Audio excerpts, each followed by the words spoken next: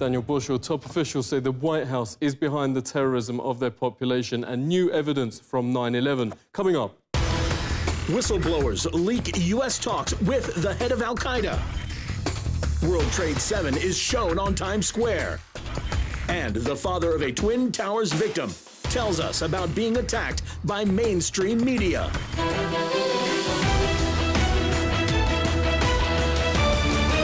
Decades of terror against their own population blamed on extremists has actually been funded and planned by the White House. Top-level officials in the government and the CIA confirmed. A campaign known as Gladio is called by former CIA head Bill Colby a, quote, major operation.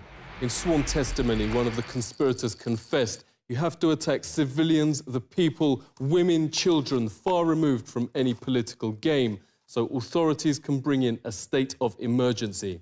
Dr. Daniel Ganser, author of NATO's Secret Armies, thanks very much indeed for coming on. So mainstream media don't report this, but it is now on the record and officially documented that decades of terror attacks against their own population are in fact organised by the CIA and the White House. Operation Northwoods with evidence of Operation Gladio. We have the data now available.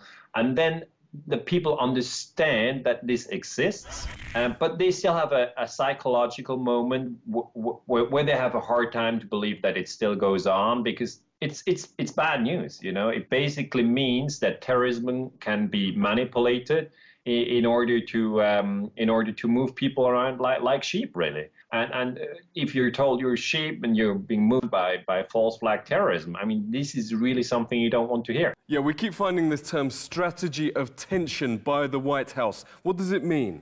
Strategy of tension actually means that you blow up a bomb and say your enemy did it.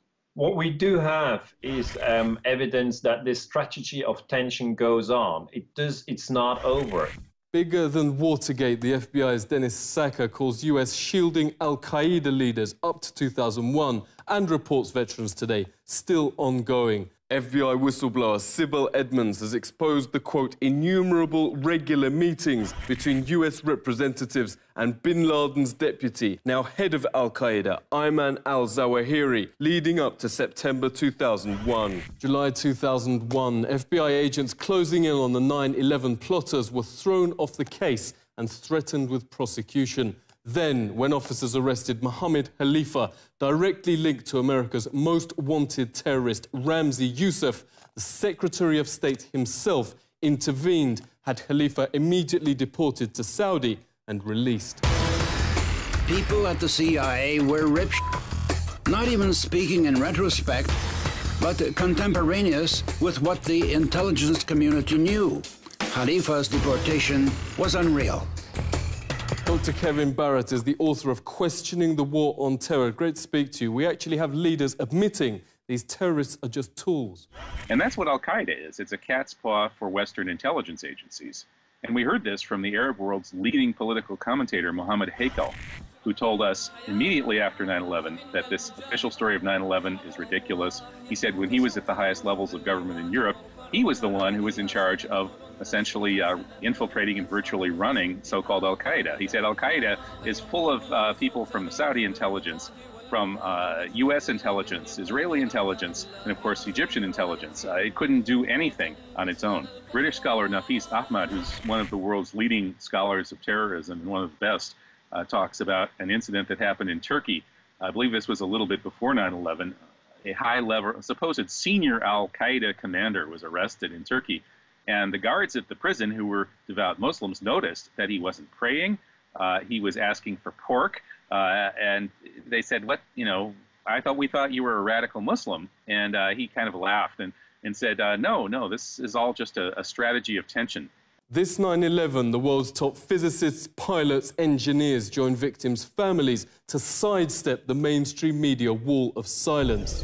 Huge billboards on Times Square and across the states confront the fact most Americans don't know a third giant tower on 9/11 wasn't even hit by a plane, yet somehow collapsed in free fall. At 5:20 p.m., World Trade 7 suddenly, neatly and symmetrically just folded like a pancake. This is high school physics. A building cannot do free fall with 40,000 tons of structural steel in its structural system without it being blown up. The government version is that office fires made all 84 steel columns break at the same time. But there are other versions. John Cole's among thousands of leading independent experts with architects and engineers for 9/11 Truth. Great to speak to you. So who did it? Who didn't do it is the 19 hijackers that allegedly flew the plane. It is impossible.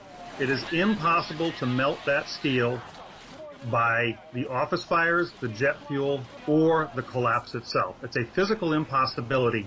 It cannot be replicated experimentally. It defies the laws of physics. If you set aside your politics, you set aside your beliefs and your religion, and you use the scientific method.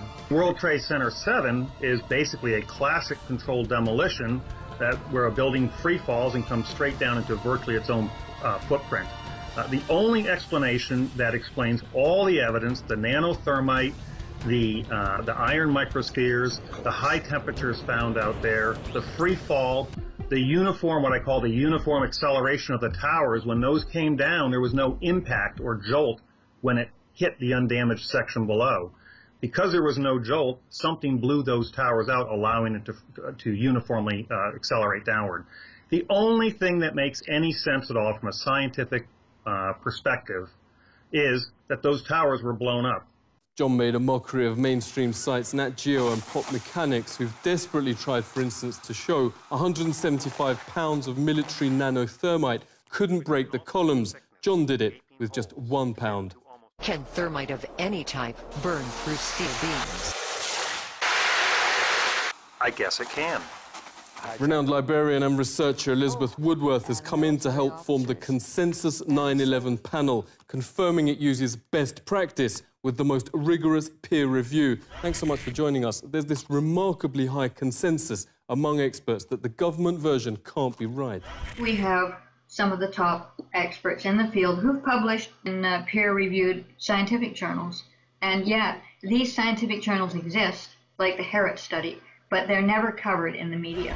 If people knew about the research, they would find it compelling. Dr. Griffin has said that he's never heard of anybody who saw the evidence, became converted to this point of view, and then changed back. Yeah, the panel's made government already change its story and admits Skyscraper 7's freefall. That's right. David Chandler is an extraordinary model maker. Chandler is on the panel, and he devised a model to prove that the top floors fell with no resistance. There's only one way that that can happen, and that is that all the columns, there are 84 of these columns, that they were severed at the same moment. Dr. Graham McQueen accessed the New York Fire Department records from that day. Thanks very much for joining us. Never broadcast by mainstream media, but more than 100 witnesses have even reported the explosives bringing down the Twin Towers.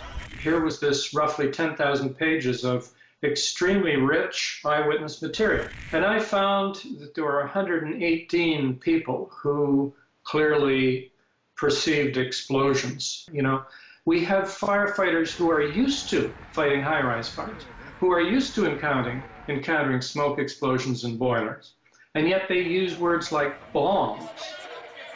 You know, they don't identify with the things we would expect. Floor by floor instead of popping out. It was if they had detonated. If they were planned to take down a building. Boom, boom, boom, boom, boom, boom, boom. All the way down. Bob McIlvaine has wanted answers why the post-mortem of his son Bobby found his fatal injuries in the South Tower consistent not with fireballs, but explosives.